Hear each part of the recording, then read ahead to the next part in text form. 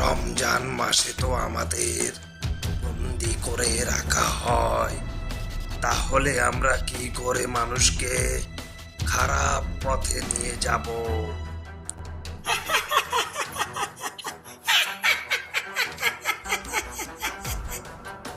তুই এত চিন্তা করছিস কেন? মানুষের মাঝে এমন অনেক মানুষ আছে যারা তোদের কর্ম কাণ্ডকেও হার মানায়। তাহলে দেখ, ভাই, লেবুর দাম কত?